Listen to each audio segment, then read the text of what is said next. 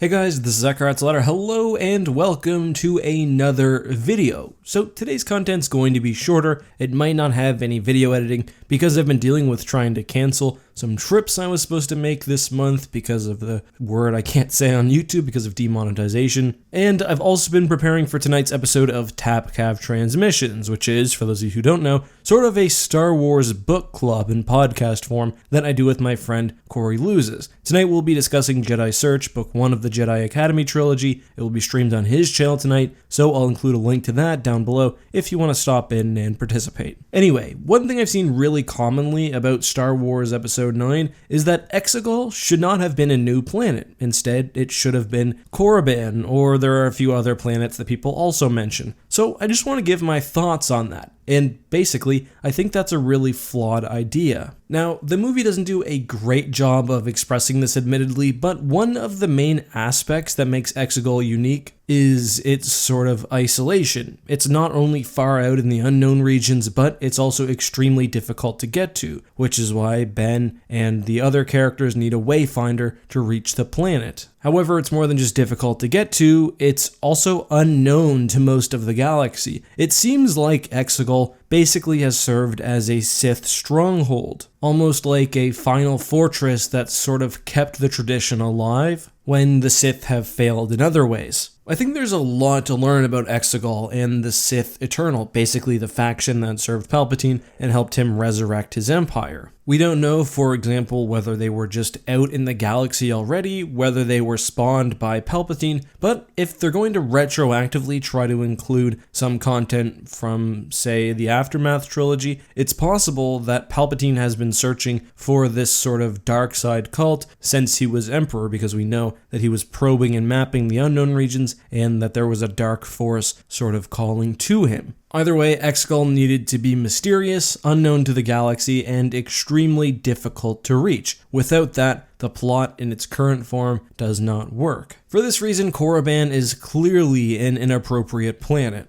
It's very well known to the galaxy, or at least the elite of the galaxy. It's been explored and plundered, especially if we go by its depiction in Star Wars Legends. We know in canon that Luke traveled there, and basically it's just the last place that you'd want to establish a secret Sith society, just because, well, it's way too obvious someone is going to find out. Now, some of my really tuned in Star Wars Legends fans might point out that in Fate of the Jedi, the one Sith actually held out on Korriban, and they're very similar to the Sith Eternal. That is true, however, the one Sith wasn't really actively doing anything. They were sort of just observing the galaxy. They wouldn't have been able to make massive new capital ships or train an army, and just generally, I think the one Sith actually being situated on Korriban was even a bad idea in Legends, and it's not really covered very much besides in Fate of the Jedi. But are there other pre-existing planets that could have been used instead of Exegol? Personally, I don't mind them making a new planet. I actually think Exegol is really cool and one of the best parts of Episode 9, but what are some other options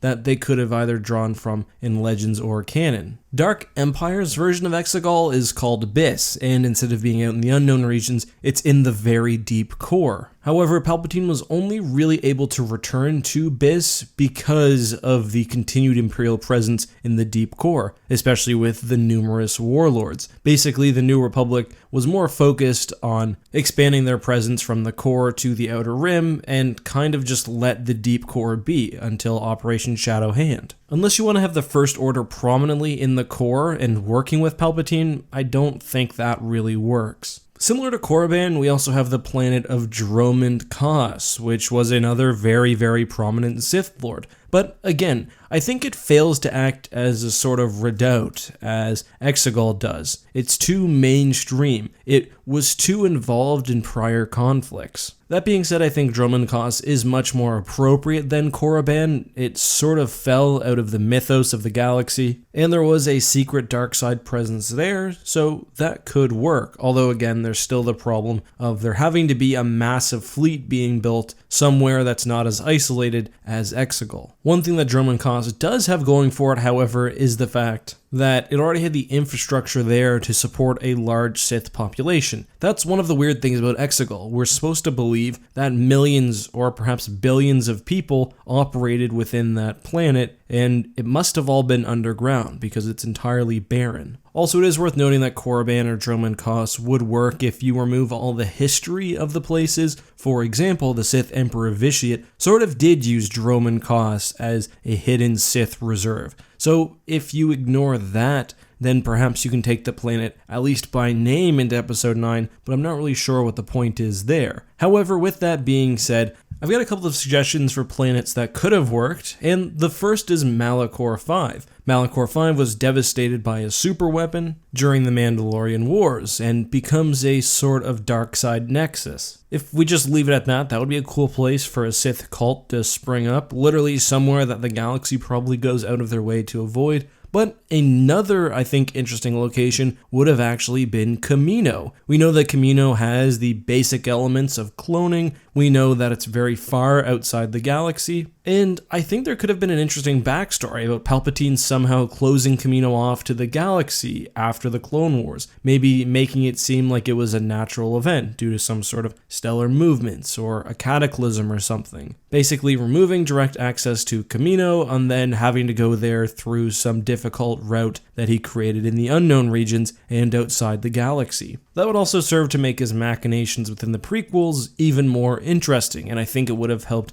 connect all three sagas. That, however, is just my opinion. What do you think? Would Korriban have been a good stand-in for Exegol? Clearly, I think not, but let's hear your opinion. Also, if Exegol had to be an existing planet in either canon or Legends, which would you have picked? And which one of the ones I discussed today is your favorite? Please let me know all of that and more down in the comments. Till next time, be safe, wash your hands, and may the Force be with you.